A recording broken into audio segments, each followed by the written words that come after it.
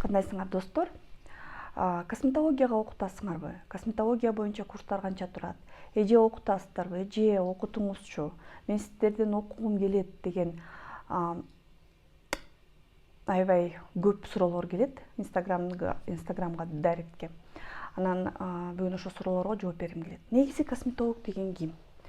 Косметолог деген бул сиздер ойлогон косметолог жана дарыгер косметолог, врач-косметолог бул эки бөлөк түшүнүк.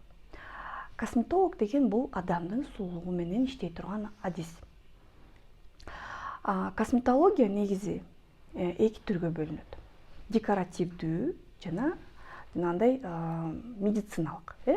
Декоративдүү косметология менен кимдер алектенет? Ошол эле визажисттер. Булар деле косметолог деп койсок болот. Анткени булар адамды сулуулашат. Визажисттер мейкап кылгандар да, кашты тергендер, кирпиктерди кошкондор, наращивание кылгандар, бетке макияж жасагандар, мастер шугаринга, түктөрү жок кылган адистер, депиляция, мастер татуаж жасай турган адистер, бунун баары косметологко кирет.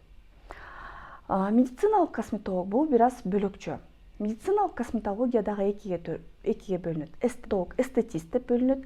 Орто билимдүү косметолог жана жогорку билимдүү косметолог. Уже врач-косметолог. Косметолог, эстетист деген бул адис, медициналык билими жок адис. Бирок косметологияда элементардуу процедураларды жасоого уруксаты бар. Мисалы, бетти тазалоо процедурасы, анткени бул жерде ийне сайылбайт, бул жерде жанагындай терең кирбейт териге, ошон үчүн бетти тазалоо процедураны косметолог, эстетист билими жок, медициналык билими жок, жөн эле курстарды бүткөн косметолог жасай алат. Ошондой эле укалоо, бетти укалоолорду, пожалуйста, точный массаж, лимфодренажный массаж түрлөрүн жасай бергиле. Кээ бир аппараттык методика бар. Мисалы, ультрадобуш тазалоо, ультрадобуш менен тазалоо. Мисалы, миостимулятор бетке, РФ лифтинг, кээ бир процедуралар болот, бирок кээ бирөө болбойт. Мисалы, ошол эле лазердик процедуралар косметолог, эстетист жасай албайт. Косметолог, эстетисттин медициналык билими жок. Ал жөн эле 1 айлык, 2 айлык, 3 айлык курстарды бүтүп, салондордо иштегенге уруксаты бар. Экинчи бул орто медициналык билими бар косметолог. Медсестра же фельдшер болобу. Ал адис кандай нерселерди жасай алат? Тазалоо, укалоо бетти, жеңил түрдөгү пилингдер, мисалы, салицил пилинги, мисалы, ошол эле гликоль пилинги, аябай жеңил өтө турган пилингдер, терең кире турган пилингдер жасаганга болбойт. Филлерлер жасаганга болбойт, мисалы, эриндерге филлерлерди куйганга, ботоксты жасаганга болбойт. Уруксаты жок. Анткени бул жерде анатомияны билиш керек, терең билиш керек, терини, буучуңдарды. Мезотерапия, биоревитализация жасаганга укугу бар, бирок жанында дарыгер, врач-косметолог болуп, ошол врач-косметолог жазып назначение кылып берсе, ошо орто билимдүү адис аткара алат. Ошондой эле, сиз мисалы врачка келип, врач назначение кылып берип, медсестра уколдорду атат. Ошондой эле тиги орто билимдүү косметолог, орто медициналык билими бар косметолог ошондой нерселерди жасай алат. Үчүнчү бул врач-косметолог.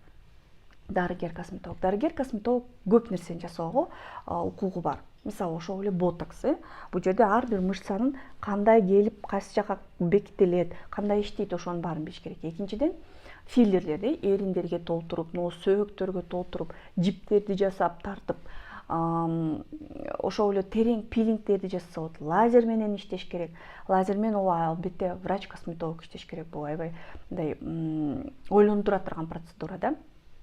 Анан врач-косметолог, медсестра косметологко муну жасайсың, мезотерапия кыласың, биоревитализация кыласың, мунуларды жасайсың деп жанагындай назначение берсе, анда медсестра косметолог жасай алат. Косметолог, врач болуп окуш үчүн канча убакыт кетет? Биринчи медакадемияны бүтүрүш керек. Медакадемия 6 жыл. 6 жылдан кийин 2 жыл ординатура дерматология боюнча. Эгерде дерматология боюнча ординатура жок болсо, же интернатура азыр 1 жыл болуп калды, жок болсо, анда терапевттер, педиатр, эндокринолог, невропатолог, стоматологдон башка адистердин баары 6 айлык курстарды окуп, факультет усовершенствования врачей деген бар. 6 айлык курстарды окуп, врач дерматокосметолог боло алат. Эгерде 2 жыл ординатура учсаңар, силер врач дерматолог, запятая, косметолог болосуздар. Эгерде 6 айлык курстарды башка адис болуп туруп, 6 айлык курстарды окусаңар, врач дерматокосметолог болосуздар. Ошон үчүн ошону менен нары барып бери келип 9 жылга барат да. Андан тышкары ар бир окуган семинарың 1000 сомдон баштап $300, $500, $1000 чейин барат да. Кээ бир семинарлар бир күн болот, кээ бир семинарлар бир жума болот. Ар бир мастер-классың толтура акча турат. Бизде тияка чейин барып бүт үйрөнүп, көрүп келесиз. Ошонун баары топтоло берет. Азыр онлайн окуп атышат мисалы врачтар. Ошон үчүн врач-косметолог боло өтө кымбат адис. Эмне үчүн? Силер, препараттын баасы мынча эле экен, ама арзан кылып бербейсиңерби дегендер. Өтө эле арзан, кымбат экен клиникаңар десе. Ооба, биз өзүбүзгө аябай көп акча салабыз. Өзүбүздүн билимибизге аябай көп акча салабыз. Ошон үчүн врач-косметологдор арзан иштей албайт, кааласа дагы. Анткени ошонун баарын эртең эле башка семинарга барыш керек. Эртең эле бир жака за границу чыгып окуш керек.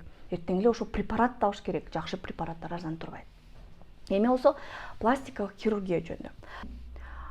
Пластикалык хирург ким боло алат? Пластикалык хирург хирургия бөлүмүн бүткөн адис боло алат. Мисалы, мен врач, косметолог, же дерматолог, же тиги врач, невропатолог, же педиатр туруп эле пластикалык хирург боло албайт. Андайга укугу жок. Албетте биздин өлкөдө баарына көз караш мындай, любой эле каалаганын кыла берет, бирок закон боюнча андай укук жок. Биринчи жалоба болсо эле ал киши соттолуп кетет. 2 жыл хирургия боюнча ординатура өтүш керек. Же врач-хирург деген. Же болбосо жана сосудистый хирургдар, травматологдор, общий хирургдар, жана ожоговыйда иштегендер, хирургический, терапевтический эмес, хирургический кескенге уруксат берген ординатура окуш керек. 2 жыл окуш керек. Андан соң пластикалык хирургияга 6 ай переквалификация кылыш керек. Биздин клиникада кылат переквалификация. Только биздин клиникада кылат. Башка жерде, Кыргызстанда официалдуу түрдө документ бербейт пластикалык хирург деген.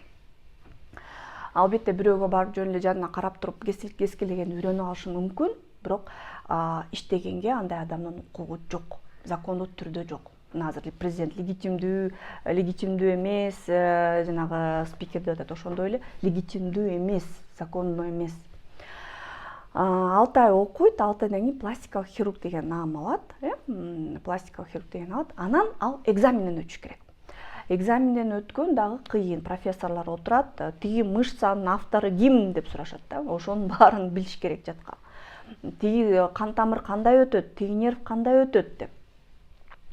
Андан кийин гана акырын иштей баштаса болот. Биздин клиникада мисалы жаш пластикалык хирургдар наставник деп коебуз, жанында карап турган адам менен кошо иштейт. Ал кошо карап турат, каталарын айтып турат, анан акырын бара ишке кире баштайт. Азыр салондордо көп эле блефаропластика, жип менен тиги бул ошондой эле пластикалык хирургиянын бир түрү. Жип менен болобу, балекет менен болобу, бул жөн эле элди алдоо. Менин оюмча саламаттык сактоо министрлигинин эң чоң бир шалакайлыгы, эң чоң бир мындай, кандай айтсам, туура эмес пластикалык хирургияны жанагынтип элге туура эмес көрсөткөндүгү да. Мисалы, бизден ар бир хирургдун документин сурашат. Анан мынча саат квалификация деп сурашат. Анан мындай экзамен өтсүн деп өткөрбөй коюшат ал экзаменден. Кайрадан окуп барып кайра. Бул жерде салондо жөн эле эч ким эмес, кээде врач дагы эмес, отуруп алып көздөрүн кескилеп, санитарный условия жок, стерилдүү эмес перчатки менен. Анан дагы көрсөтүп коюшат, карагычы допосле, вот мои клиентки, вот мои пациентки деп. Кыздар, ошону жасап аткан кыздар, мен силерге айтам да, бир нерсени айтам. Ооба, бүгүн акча табасыңар.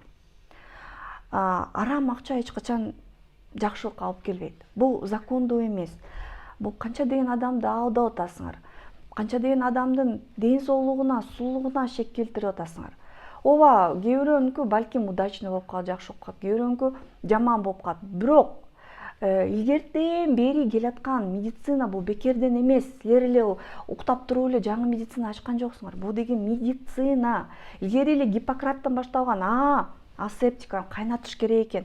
Буну мондой стерилизация. Бул деген канча каталардан келип, канча адамдын өлүмүнөн келип барып ошо эрежелер чыккан. Кайра ошонун баарын артка кетирген бул туура эмес. Ошол эле салондо отуруп, кабинетте отуруп, медициналык билимдери жок, же ошол эле косметологдор, мейли врач-косметолог болсун, бирок ал хирург эмес, андайды жасаганга укугу жок анын.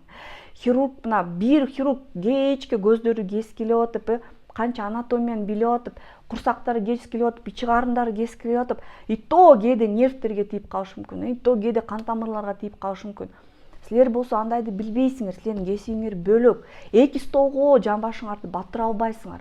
Батырышта кереги жок. Ошон үчүн элди алдабай эле койгон жакшы. Өзгөчө менен салондордогу мастерлерге кайрылат элем. Алдабай эле коюңуздарчы. Мына пластикалык хирургияны жаманаттуу кылбай эле коюңуздарчы. Элге өзүм мынтип айтам да, эгерде силер медициналык билими жок косметологко барып көзүңөрдү жасатсаңар, анда эртең сотко кайрылсаңар, Минздравга кайрылсаңар, силерге эчтеке кылып бере алышпайт. Анткени айтышат, сен билип туруп баргансың, мен адам лицензиясы жок. Мен бул адамга эчтеке кыла албайм. Эгерде медициналык билими бар, врачка барсаңар, анда силер ага Минздравга жалоба жазып, сотко жалоба жазсаңар, аны карап берип силерге жооп бере алат. Ошон үчүн баары өзүңөрдүн колуңарда. Жоопкерчилик биринчиден сиздерде. Биздин караңгылыгыбыздан, биздин билимсиздигибизден таянып, ошол адамдар акча жасап атышат.